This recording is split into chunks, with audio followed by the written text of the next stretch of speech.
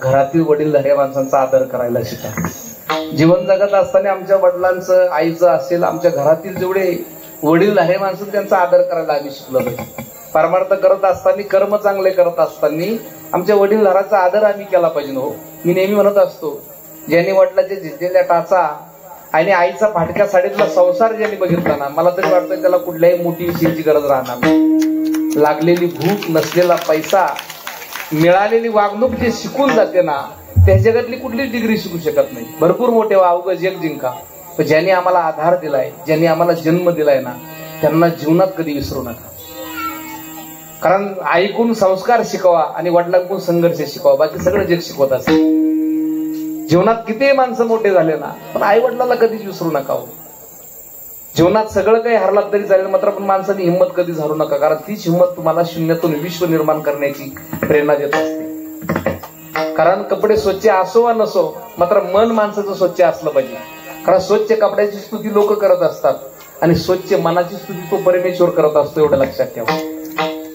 म्हणून जीवनामध्ये चांगलं जीवन जगा। जे लोक चांगले कर्म करतात ना, त्यांची प्रगती कायम होत असते आणि जगद्गुरु तुकोबराच्या गाथेप्रमाणे असतात। कोणी कितीही बुडावण्याचा प्रयत्न केला, बुडत नाही, उलट तरुण जात असतात। आम्ही म्हणत असतो, आयुष्य काय? आयुष्य, एखाद्या गरीबाला विचारा आयुष्याची किंमत काय असते। दिवसभर कष्ट केल्याची संध्याकाळी ज्याची चूल पेटत नाही, त्याला विचारा आयुष्याची किंमत काय असते। शून्यातून विश्व निर्माण करण्याची प्रेरणा ज्याच्यामध्ये असते ना, तोच खरा करतो तो मानव आहे। स्वतःला घडवण्याकरता आपला वेळ खर्च करा, म्हणजे इतरांना आमच्या आयुष्यामध्ये दोष द्यायला आम्हाला वेळ मिळणार नाही। सतत बिझी राहा, आणि बिझी असलेला माणूस कधी दुसऱ्याची निंदा करत नाही। मग चांगलं जीवन जगा। माणसाचे विचार महत्वाचे आहे। विचाराचा स्टँड जर मजबूत असेल ना, माणूस कधीच बिघडत नाही। रामायणामध्ये 2 पार्ट असे होते, एक बिभीषण आणि दुसरी कैकेयी। रावणाच्या राज्यात राहून सुद्धा बिभीषण बिघडला नाही, आणि रामाच्या राज्यात राहून सुद्धा कैकेयी कधी सुधारली नाही। सुधारणे आणि बिघडणे विचारावरती अवलंबून असतं। विचाराची दिशा बदला, दशा ऑटोमॅटिक बदलणार आहे। म्हणून जीवनामध्ये चांगलं काहीतरी घेत चला, दुसऱ्याला कधी त्रास देऊ नका, चांगलं जीवन जगा। जो इतरांचं वाईट करतो ना, स्वतःला वाचवण्यात कमी पडतो। जो दुसऱ्याचं चांगलं करतो ना, तो स्वतः कधी संपत नाही हो। दुसऱ्याची वाट लावण्यापेक्षा आपण चांगल्या वाट्याला लागा। दुसऱ्याला वाट दाखवण्यापेक्षा वाट दाखवण्याचा कार्य करा।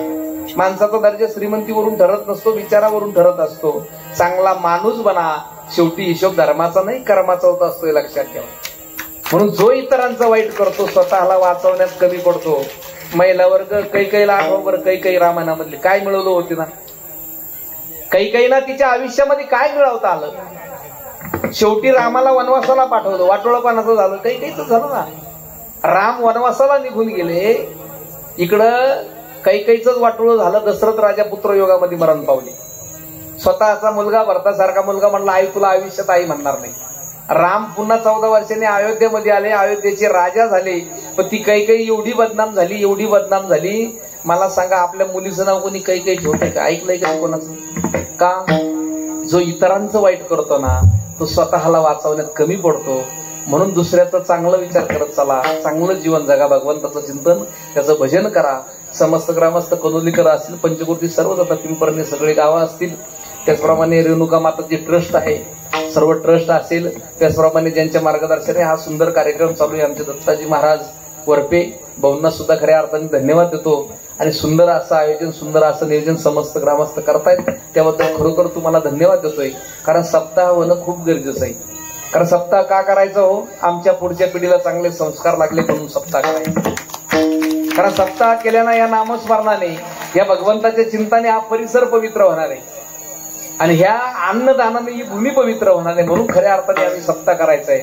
आमच्या मुलांना चांगले विचार द्या, चांगले संस्कार द्या, भरपूर मोठे शिकवा। मुलं डॉक्टर करा, इंजिनियर करा, क्लास 1 अधिकारी करा, क्लास 2 अधिकारी करा, पण आमच्या मुलांना वारकरी बनवल्याशिवाय राहू नका। आमच्या कृष्ण मार्ग शाळा कॉलेजमध्ये आम्हाला शिक्षण मिळणार आहे, पण त्या ठिकाणी आम्हाला संस्कार मिळणार नाही। संस्कार फक्त आम्हाला वारकरी संप्रदायच देणार आहे, एवढं मात्र लक्षात ठेवा। आमच्या मुलांना चांगलं घडवा, चांगलं जीवन घडवा। भगवंताकडे मागत असताना धन दौलत मागू नका, फक्त भगवंताला म्हणा देवा, द्यायचंच जर असेल ना, आमच्या पोटी होणारी संतान चांगली जन्माला गेला, आम्हाला काहीच देऊ नका।